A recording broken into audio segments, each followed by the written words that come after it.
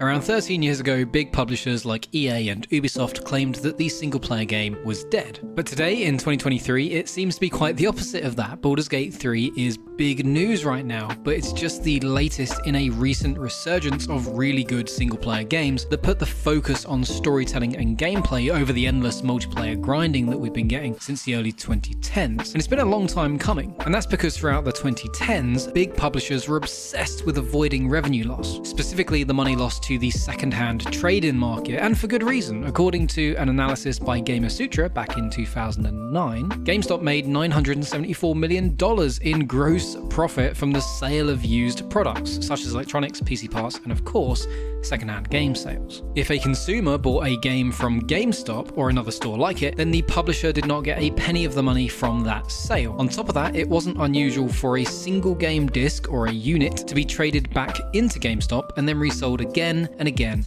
and again, which meant that GameStop was actually making more money on a single game unit than the publisher could ever hope to.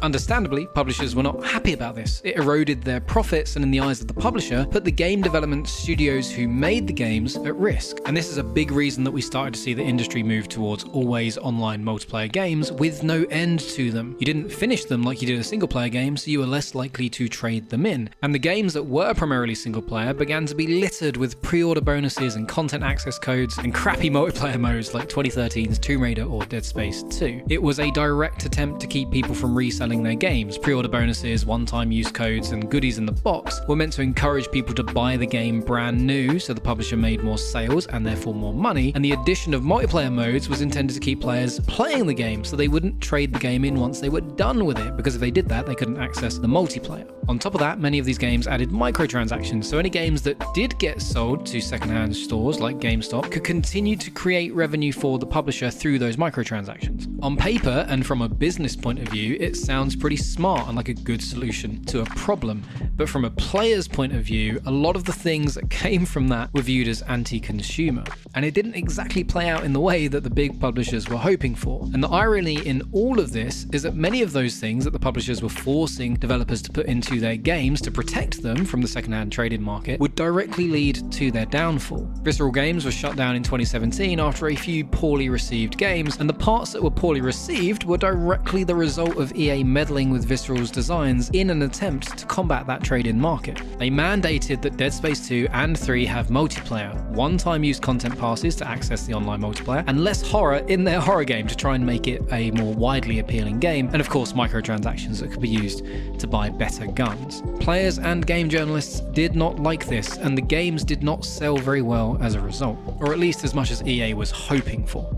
Maxis was shut down a few years before that in 2015 after both SimCity and Spore performed poorly, again largely due to EA forcing Maxis to put in aggressive DRMs and microtransactions that were viewed as anti-consumer by the player base. And the backlash on this was so huge, not because the game was bad, but because it was filled with microtransactions and it didn't even work because of the DRM that they'd put in. Both of these studios didn't reach their financial targets, whether it was their fault or not, and what was intended to protect them ended up leading to their downfall. And the thing that really stings about all of this, and it's a bit of a side point of this video, is that the CEO took a compensation packet in the millions, tens of millions on the years that they shut down those studios, which is bad leadership in my opinion, whatever way you slice it. The natural evolution of all of this then was the rise of the games as a service business model, or GaaS for short. The idea is that a game isn't a physical product that you buy once, but a digital service product that gets continuously updated with new content added, and you pay to access that content, a bit like Netflix. GaaS monetization strategies have taken many forms over the years, usually falling somewhere between World of Warcraft's buy the box and subscribe to League of Legends, which is completely free to play, which was revolutionary back in 2009. It wasn't the done thing, and today a lot of games sit over on that free to play side of the model because it makes so much money. More recently though, we're seeing GaaS in the form of subscription services more like Netflix, which is sort of bang in the middle of these two things. Services like Xbox Game Pass and PlayStation Plus, they all offer you access to a catalogue of existing games for a regular fee. Even Nintendo's getting in on this, which is is a company that's notorious for being behind the curve when it comes to technology and pricing and things like that. And whilst I don't like the idea of having yet another monthly subscription that I have to pay for as a consumer, it does solve a lot of problems for publishers and game studios when it comes to the secondhand trading market. Sales targets are far less important when your game is being put onto a service like Xbox Game Pass, and studios like Visceral, who are making really good horror games for a niche audience that were selling well, just not well enough, wouldn't need to dilute their product to make it more appealing to the wider audience. Games downloaded through a service can't be traded in either because there's nothing to trade in. Everything is digital. In theory, this negates the need for pre-order bonuses and content access codes and, dare I say, aggressive microtransactions, because you're not combating that trade-in market anymore. And would Maxis and SimCity have gone differently if EA Play was a well-used service at that time? We'll just never know.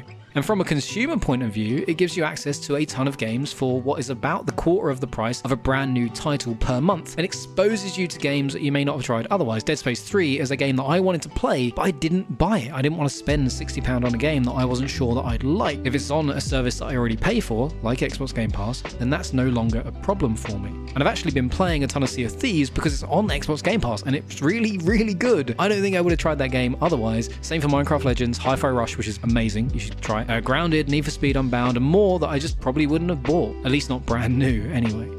So in the same way that Netflix and Spotify killed physical media, these game subscription services could kill the trade-in market that publishers have obsessed over for the past decade. And multiplayer games won't be the best line of defense against GameStop or the best way to make money anymore. The best way will be to keep people subscribed to your game service. And the best way to do that is a constant flow of good single-player games that people want to play. It's why I'm subscribed to PlayStation Plus, it's why I'm subscribed to Xbox Game Pass, and it's why I'm subscribed to Nintendo Switch Online and the expansion packs. I want to play good single-player games, and based on the sales figures that we've been seeing for Baldur's Gate 3, Zelda, Elden Ring, Stardew Valley, loads more, it seems that's what the community want as well. And so I hope I'm not being too optimistic when I say that I think we're at the start of a golden age for single-player gaming. But that's it for this video. Perhaps I'm being too optimistic. I really hope I'm not. I make these videos for fun. I don't monetize these. They're purely because I enjoy making them and I enjoy talking to you guys about this stuff. So leave a comment and I will respond, I promise. And that's it. Thank you for watching, and hopefully I'll see you in the next one. Goodbye.